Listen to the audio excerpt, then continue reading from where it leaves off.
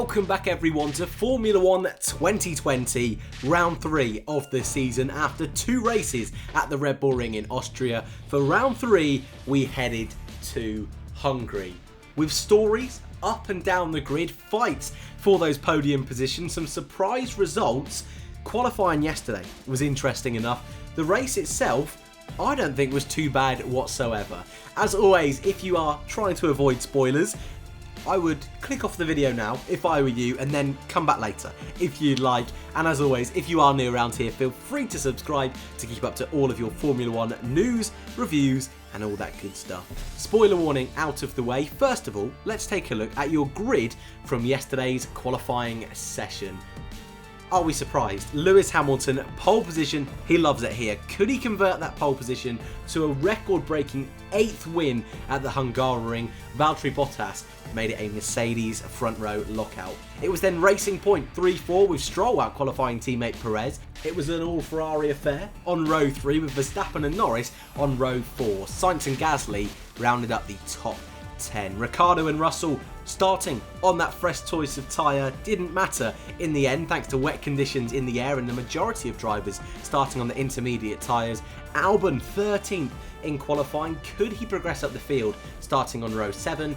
Ocon, Latifi, Magnussen were behind Albon. Kvyat, Grosjean, Giovinazzi and Raikkonen rounded out your top 20. And starting on wet conditions, there was plenty of kerfuffles on that opening lap. That grid that we've just gone through looked very, very different after race 1. But after 70 laps, this was your race result. And it was Lewis Hamilton who converted that pole position masterfully to claim his 8th victory here at the Hungaroring. A dominant performance, super close to claiming another career Grand Slam. However, it was the man in 2nd place who led a handful of laps in the opening stages that just took it away from the British driver. But Verstappen, we need to talk about him in a moment, did a great job to recover to P2. Bottas rounded off the podium with Lance Stroll a very impressive P4 for Racing Point. Albon, Vettel, Perez all were mixing it up in that midfield. Ricciardo, Sainz and Magnussen rounded up your top 10. In the bottom half, Charles Leclerc really struggled on soft tyres early on in the race. He finished P11. Danny Kvyat, Norris and Ocon were 12, 13 and 14. Grosjean was initially P15 but with a 10-second penalty drops down to P16. Raikkonen elevated 1 position. Giovinazzi, Russell and Latifi all finished. Gasly the only driver not to reach the checkered flag. And just a quick disclaimer, I'm very lucky that just as I recorded this video, we had the announcement that both Haas drivers were going to receive a 10-second penalty. However, we still have drivers like Bottas, Alex Albon still under investigation, so this result still is subject to change. So just keep an eye over the next couple of hours or even couple of days to see if that changes. And Renault, once again, as it's becoming accustomed to do so in 2020, Renault have launched a protest against the Racing Point car. I think this week, just to mix it up, we'll talk about the front runners and we'll work our way backwards. So let's talk about Lewis Hamilton. Started first, smashed every single lap, finished first. That's pretty much the story of Lewis Hamilton here, and I kind of sometimes run out of words when you speak about Lewis Hamilton because it was a faultless drive today. It was so good, he even had enough time to do an extra stop at the end to put on a soft pair of tyres and then to get a fastest lap. So dominant today, so close to that Grand Slam. Like I said a minute ago, the only thing stopping him was Verstappen. Took a little bit longer to come in to change off his intermediate tyres. But this is a circuit Hamilton always excels at. He got his first win for Mercedes here. He always goes well at it. Changing conditions, it's not one of Bottas's best circuits. Pretty much, if there was no issues from Hamilton's side, which there weren't, no reliability issues, he was always going to have this in the bag. And at the end of the day, it kind of looked easy for him. Behind him, though, Max Verstappen, we were treated to a bit of a storyline. A bit of a spicy story, I think is fair to say. Before the Grand Prix even started, Verstappen, down at turn 11, on the intermediate tyres, on his way to the grid, completely locked up, missed his turning point, into the wall, broke a couple of wishbones on the front left of the car, had to have a new front wing, and the team just, with 20 seconds to go, beat the 5-minute rule what a job. If you're going to give driver of the day to, well, F1 team member of the day to anyone, it would be the Red Bull mechanics. They did a great job. Verstappen, I was pretty much certain, was either going to have to retire or start from the pit lane. He started normally, and the race itself was pretty awesome. I'm not too sure if I can give him driver of the day after that mistake. I'd love to know your thoughts about that on the comment section down below. But if you forget that and focus on race, yes, Verstappen's got to be right up there.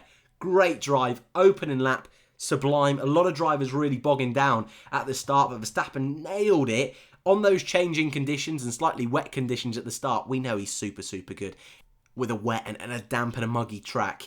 But lap 1, easy as you like. Passed by Ferraris, racing points, even Valtteri Bottas, he bogged down.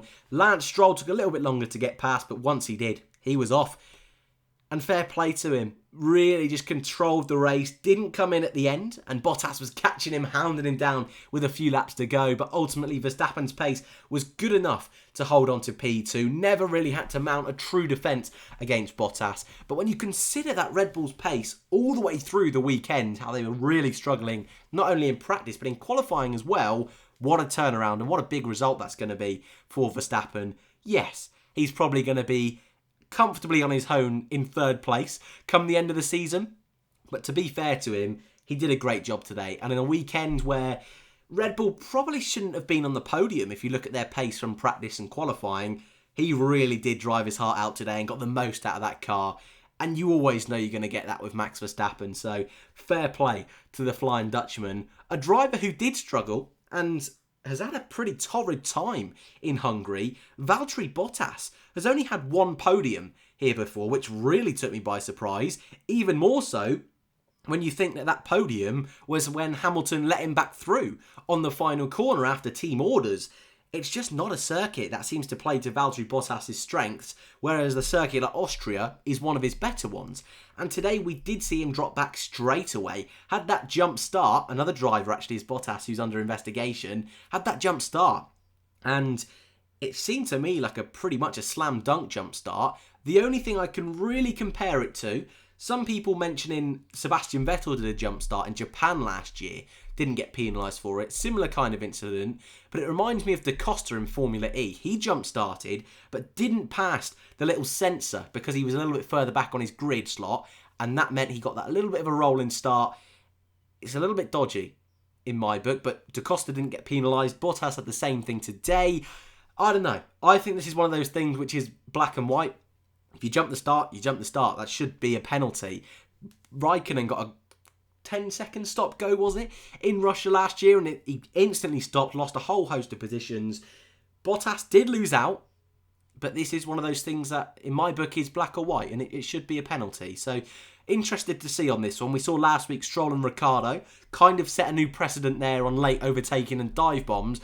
I wonder what this will do to jumpstart precedents. But talking about Lance Stroll, what a great race he had. And just to link it back to Bottas, when he was coming back through the field, the one thing he really struggled to do was get past Lance Stroll. The team had to call him in and do an undercut on Stroll to get Bottas past the Canadian. Stroll mastered the conditions in the early stages and controlled his pace pretty much there on out. Had a great fight with Bottas, as I just mentioned, keeping him behind. Had a great fight with Verstappen on the opening couple of laps. And after that, was just on his own.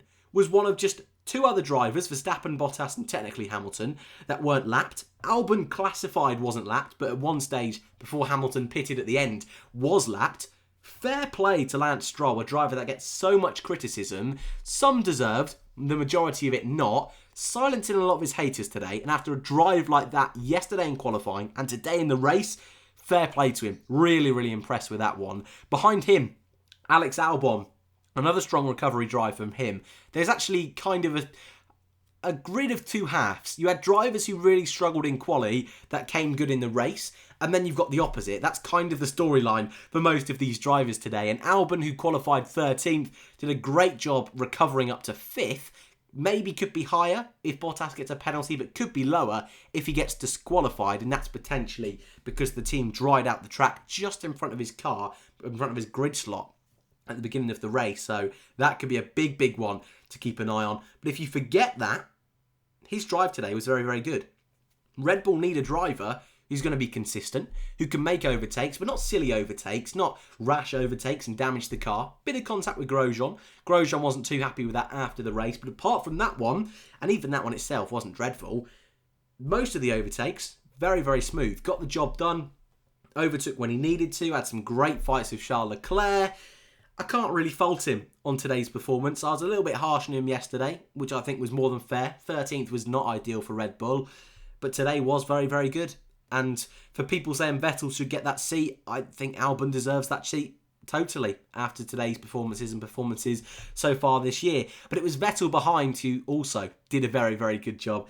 Not recovering from qualifying as such, but didn't get a mega start, but just happened to be better than others around him. And Verstappen was able to overtake and Stroll was able to hold position. But Vettel got in front of Bottas at a stage, was in front of Albon. And Vettel's race pace was very, very good. Had a great fight with teammate Charles Leclerc, though Ferrari probably should have let Leclerc through. And I think the commentators were perfect and spot on, saying that the reason Leclerc wasn't letting Vettel through is one of the reasons a team shouldn't fire a driver before the end of a season, or at least so early on in a season. But I think Seb proved today that he's still got talent. He can still do the job when need be. And in a car which is probably the 4th or 5th fastest on the grid, 6th place is very, very good. Yes, he made a mistake at the end that let Albon through, but his only mistake of the race, I think that's a solid drive today from Sebastian Vettel. Sergio Perez behind, though, really in no man's land, and I can kind of talk about pretty much the rest of the grid here, in the sense that we know that Hungary, the classic cliche is that it's Monaco without the barriers, and that's exactly what we saw today. We saw Leclerc at the front of this train, and the train had Vettel, Albon, Perez, Ricciardo, Sainz, all in that mix, and none of them could really overtake. We saw a similar thing further down the order. We had Kvyat, Norris, Ocon, the 2 Alphas, the 2 Williams as well, and cars just couldn't really overtake, which has always been an issue here at Hungary. This year, it was spiced up quite nicely, I think anyway, with all the different strategies teams were having to go on, thanks to the fact we had wet conditions at the beginning of the race, and we weren't quite sure if we were going to see rain a little bit later on. So that really added to the mix.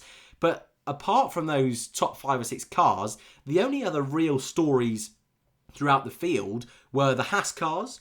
I want to talk about Latifi in a moment, and Charles Leclerc. And I'll mention Leclerc because the team Ferrari went on a bit of a gamble, put him on the soft tyres, and they just weren't heating up at all. They weren't working. They went off. Leclerc had to seemingly do a million more stops compared to everyone else. I think he did a 3-stop at the end of the day, ending up outside the points, really struggling in that Ferrari. But I think what is fantastic is a race like today really proves that midfield is so close. We saw, and I might as well talk about them now, Magnussen and Grosjean, after an inspired decision before the race just started, coming into the pit lane. They have got penalties for that, unfortunately.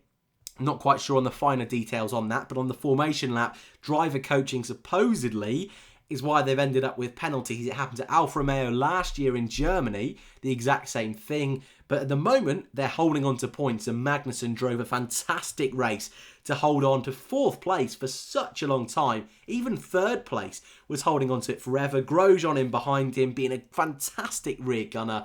Yes, it was a shame to see Grosjean drop down as much as he did, but he did try his best to keep those cars behind, and ultimately, they finally come away with points, or a point, for the first time this season, and K-Mag has got to be in with a chance of driver of the day. But for Haas, a decision like that is make or break in a season like this, and it's something that I'm surprised other teams didn't go for. Hindsight really is a wonderful thing, especially if you're Danny Kvyat, who was pleading to get those tyres changed. But that midfield really, I mean, Sainz, Ricciardo, Perez, all of those guys picking up points. It was a solid job today. Could they really get any higher? No, but could they overtake on a circuit like this? Not really. I think Norris and Ocon will be disappointed to be a little way off the points in today's race. Norris, who we've seen scenario 7, last lap king, didn't quite kick into that gear today and got caught out on the opening lap. Likewise with Esteban Ocon, who didn't do the best qualifying yesterday. Didn't have an awful start, but could never make up those positions. The two Alphas, Raikkonen got a penalty for lining up in the wrong grid slot, which I've thought back, and he must have lined up in 18th. Because Giovinazzi would have been in the right place, in 19th, and Raikkonen must have... Hey, bless him. He didn't want to start at the back of the grid, and I don't blame him. Raikkonen, for the first time in his career yesterday, qualified last on pace. Alpha not looking good. And Haas as well. Raikkonen obviously beating Grosjean thanks to that penalty. Just those cars at the back of the field, Haas, Alpha and Williams, poor guys. Williams, fair play because they've improved, but the other two, really not helping from that Ferrari power unit. And just a quick note on Williams, Russell, sadly for him, a great qualifying, but was one of those guys that was so unlucky being on that wrong side of the grid and bogged down early doors. Latifi up to 10th on the opening lap. Fair play, then got caught out, however. Unsafe release. The most blatant unsafe release I think I've ever seen. Making contact with Sainz, got a puncher as a result, spun around. Later on in the Grand Prix, spun around at the end of Sector 1 going into Sector 2. I think it's maybe that turn 5 or turn 6. Right by the water park it is anyway. He ended up 5 laps down on the leader. Did a 5-stop Grand Prix. Bless him. And your only non-finisher, Pierre Gasly, has had a great start to the season, but has had torrid luck this weekend.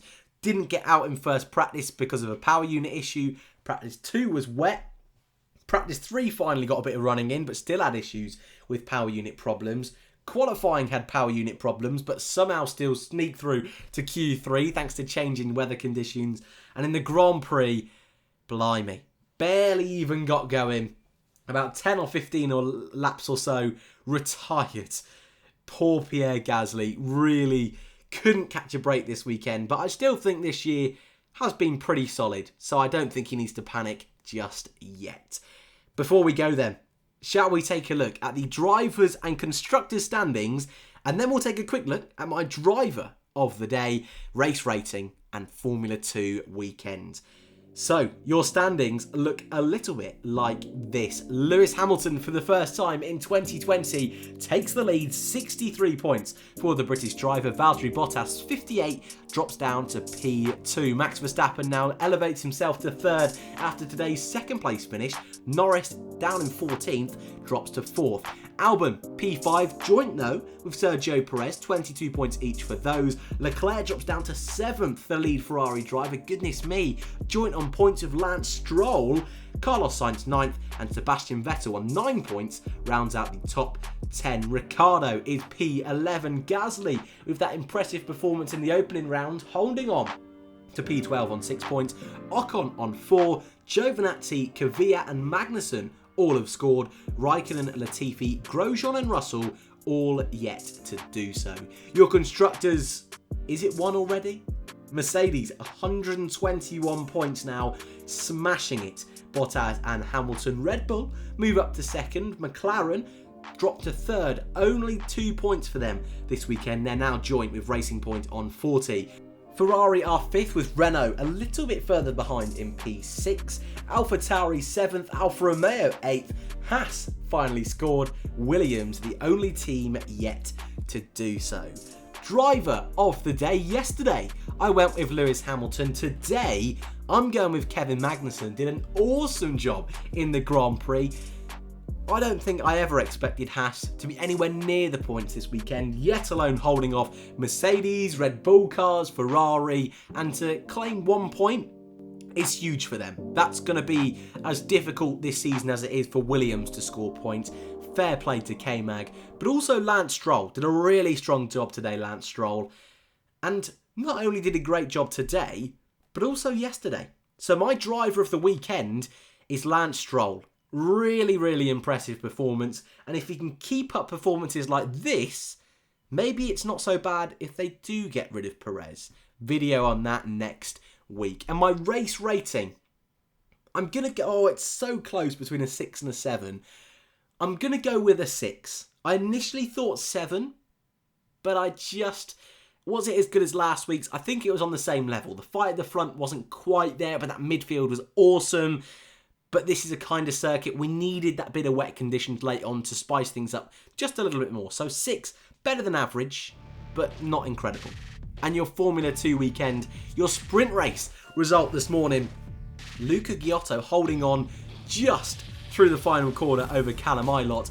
Mick Schumacher rounded off the podium, 2 for him this weekend, but my driver of the weekend, Schwartzman, in 4th, a dominant victory, a quite impressive victory is an understatement in the feature race. Fair play to him. Mazepin also 16th to 2nd in the feature race today, P5.